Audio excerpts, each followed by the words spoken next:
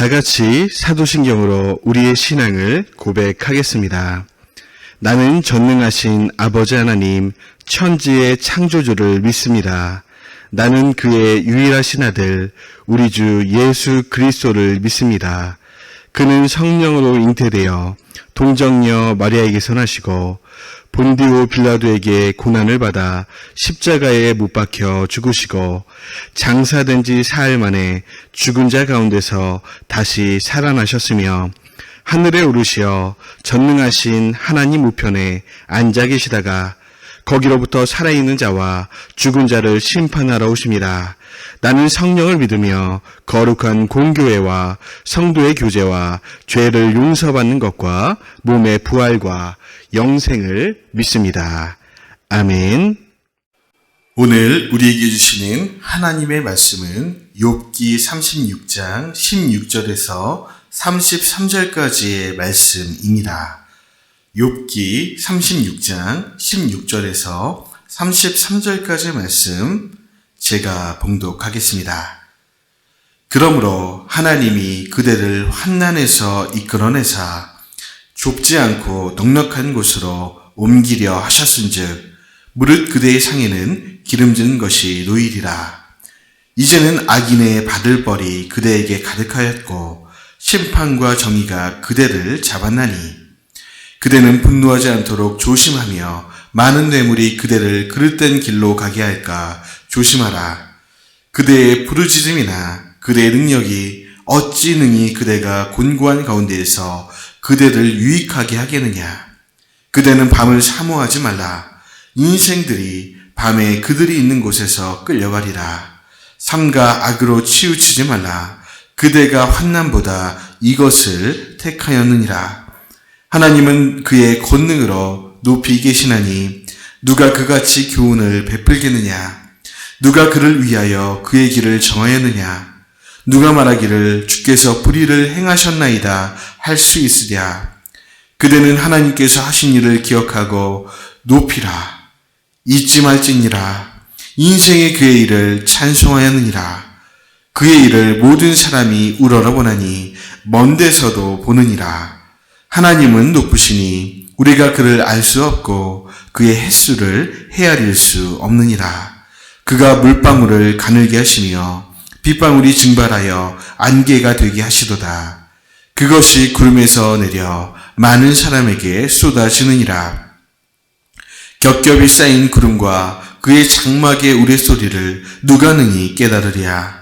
보라, 그가 번갯불을 자기 사면에 펼치시며 바다 밑까지 비치시고 이런 것들로 만민을 심판하시며 음식을 풍성하게 주시느니라. 그가 번갯불을 손바닥 안에 넣으시고 그가 번갯불을 명령하사 관역을 치시도다. 그의 우레가 다가오는 풍물을 알려주니 가축들도 그 다가옴을 아느니라. 아멘.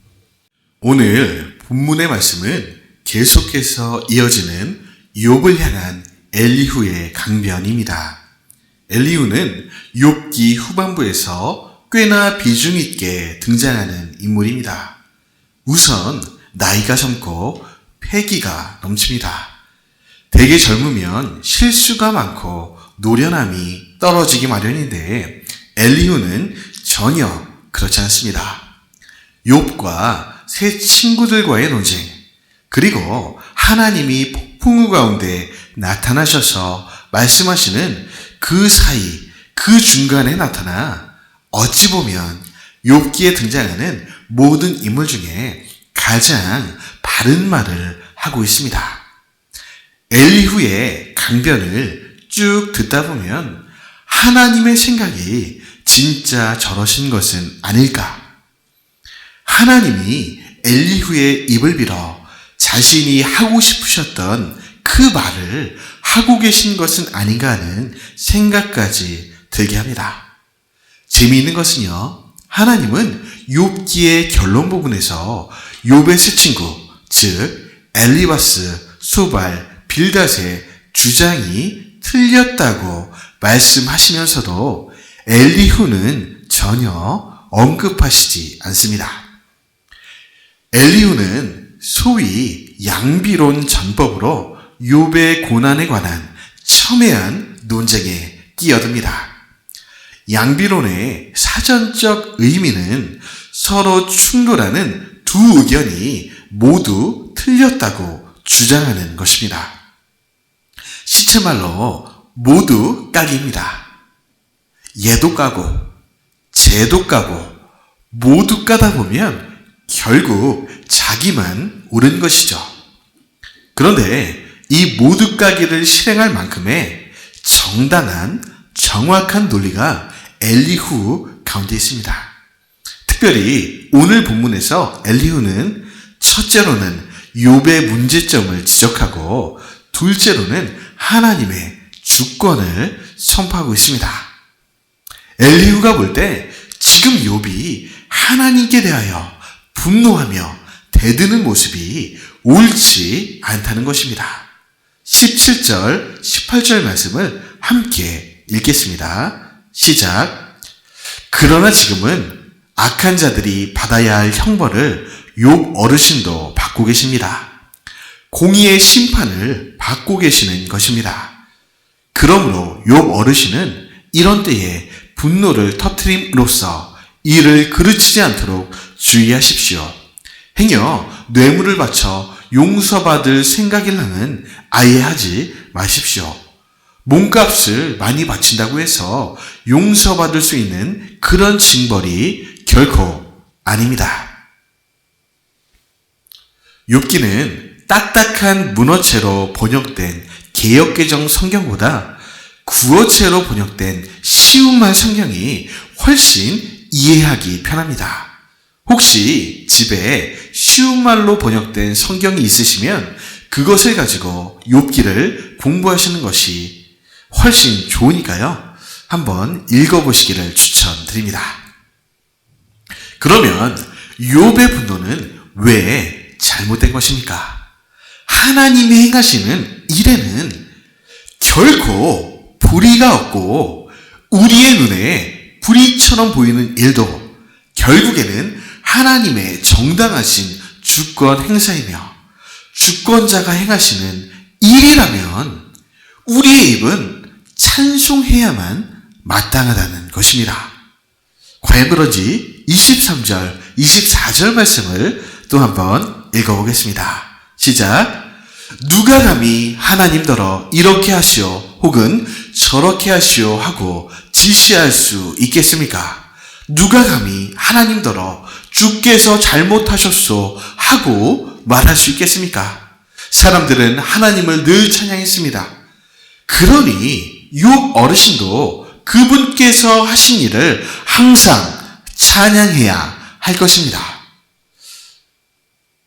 이러한 논리의 근거로 엘리후는 하나님의 창조하신 자연세계로 우리를 이끕니다. 창조주 하나님이 하늘에서 비를 내리십니다. 이 비에는 양면성이 있습니다. 가물은 곳에는 단비가 되어서 많은 생명을 살리기도 하지만 나무가 없는 곳에는 홍수가 나고 산사태가 나기도 합니다. 내게 꼭 필요했던 이 비가 어떤 곳에는 커다란 재앙이 되기도 하는 것이죠. 번개도 마찬가지입니다. 하나님께서 이 땅에 간혹 번개를 내리시는데 어떤 경우 마치 관역을 맞추듯이 번개라는 화살을 통해 악인들에게 심판을 내리신다는 것입니다. 우리가 간혹 뉴스에서 보게 되는 그런 이야기처럼 말이죠. 30절과 31절 말씀의 전반부를 보시겠습니다. 시작. 보십시오. 그분께서는 하늘 여기저기에 번쩍번쩍 번개를 치시고 바닷속 깊은 곳을 흑암의 장막으로 덮으시는 분입니다. 하나님께서는 이와 같은 자연의 오묘한 법칙을 통해 사람들을 다스리며 심판하시고, 여러분, 여기까지만 읽으면 번개라는 것은 참 나쁘다, 사람을 다스리는 심판의 칼이로구나 하겠지만 하나님의 창조 관점에서 보면 번개는 자연과 식물 세계를 풍성하게 하는 역할을 하는 반드시 필요한 자연 현상입니다. 31절 후반부 말씀도 읽어보겠습니다. 시작. 또한 먹을 것을 풍부하게 공급해 주기도 하십니다. 실제로 과학자들이 이 번개를 연구해 보니까요, 이 번개는 우리가 먹는 식물들이 잘 자랄 수 있도록 질소라는 비료를 땅에 뿌려주는 역할을 한다라고 하는 것입니다. 이렇게만 설명해 드리면 이해가 잘 안 되실 수도 있으니까 이에 관한 짧은 영상 클립을 보도록 하겠습니다.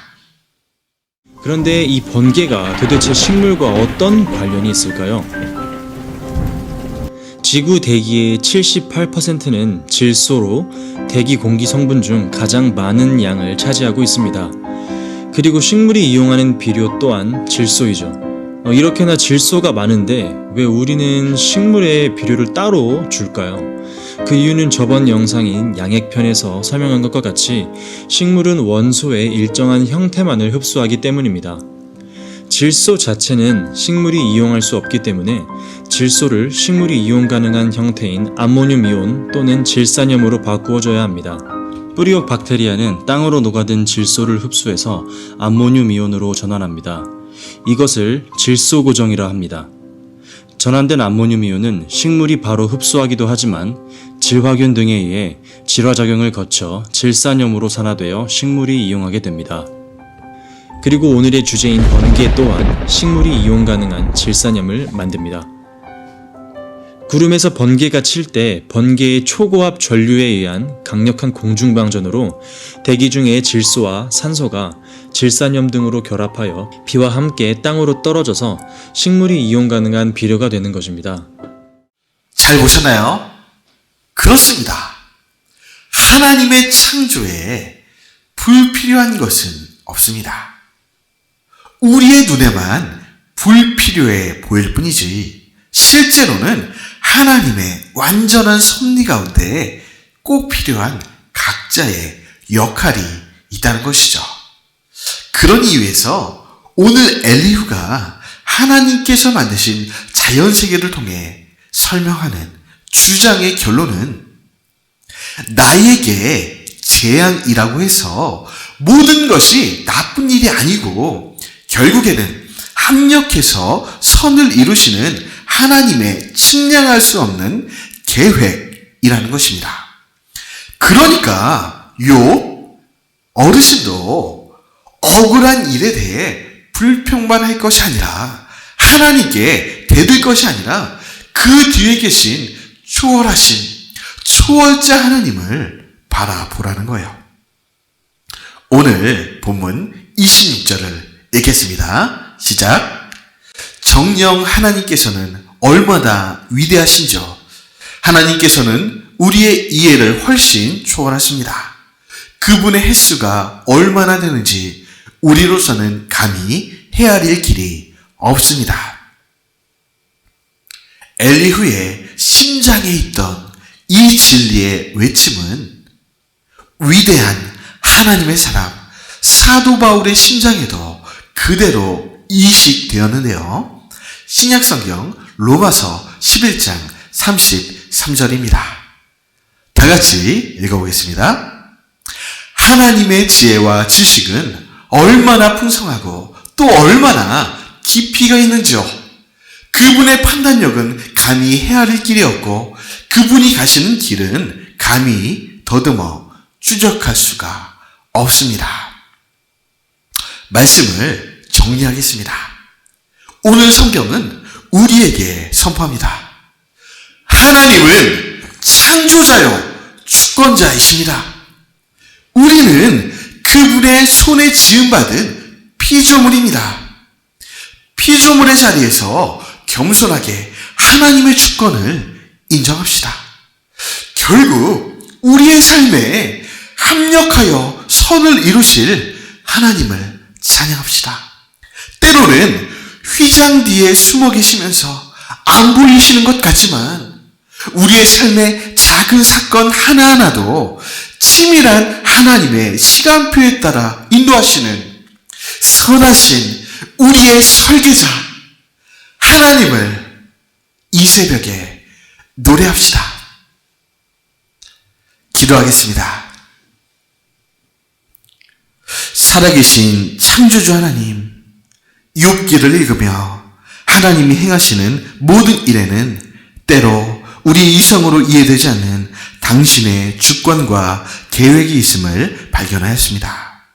그리고 결국 그 계획은 하나님의 자녀인 우리에게 가장 선하고 옳은 것임을 발견합니다. 오늘도 주권자 하나님을 노래합니다. 주권자 하나님을 찬양합니다. 감사드리며 예수님의 이름으로 기도드립니다. 아멘.